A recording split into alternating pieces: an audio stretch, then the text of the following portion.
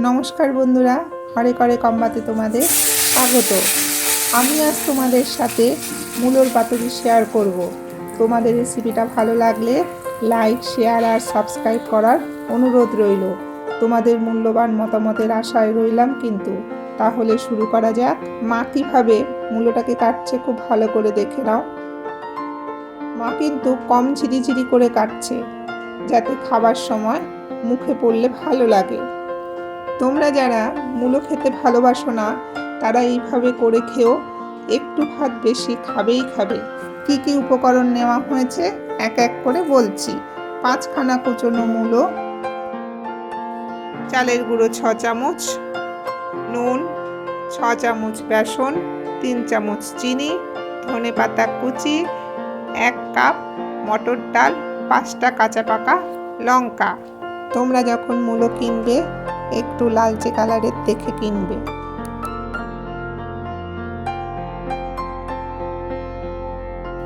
মটর ডালগুলোকে সারা রাত ভিজিয়ে রেখেছিল মা। এবার বাটার জন্য মিক্সিতে দেওয়া হলো, সাথে লঙ্কাগুলো বাটা হয়ে গেছে।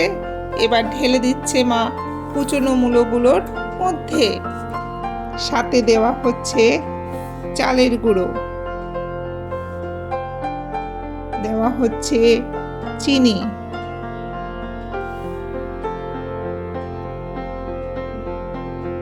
ধনেপাতা কুচি,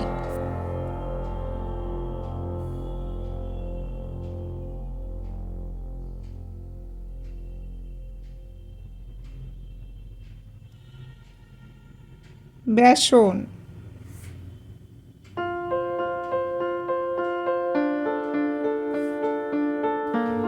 নুন স্বাদ অনুসারে,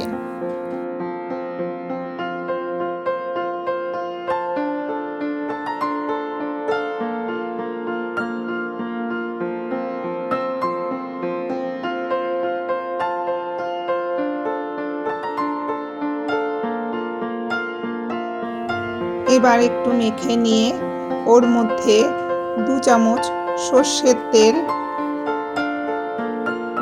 আর 1 চামচ হলুদ দিয়ে মা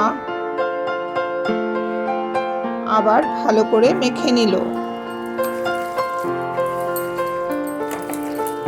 দিল 1 চামচ কালো জিরে।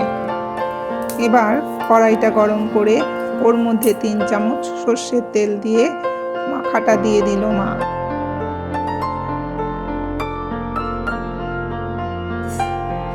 তোমাদের বলে রাখি, সব মিলে সর্ষের তেল 100 ml নেওয়া হয়েছে।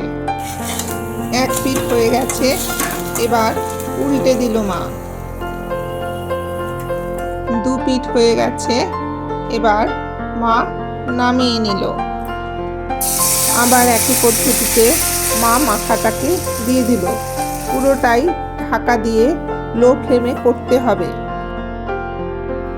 কলা পাতা ছাড়াও যে একটা অপূর্ব স্বাদের মূলো পাতুরি হয়, না খেলে তোমরা বুঝবে না। শীতকালে প্রচুর রকমের সবজি পাওয়া যায়, তার মধ্যে মূলো একটা। মূলোর নানা পদ হয়, আমার তো সবকটাই ভালো লাগে। তোমাদের দেখাতে ভুলে গেছি, উল্টানো পিঠেও কিন্তু 3 চামচ তেল দেওয়া হয়েছে। মা করছে, আমি তো এখানেই আছি, তাই অপূর্ব গন্ধটা পাচ্ছি। কথা আছে না, ঘ্রাণেন অর্ধং ভোজনম। এক এক করে অনেকগুলো ভেজে ফেললো মা। দেখেই তো খেতে ইচ্ছে করছে, তার মধ্যে এত সুন্দর গন্ধ। তাহলে আর কি, বসে পড়ি খেতে। গরম ভাত, মাখন আর কাঁচা লঙ্কা নিয়ে, সাথে মূলো পাতুরি।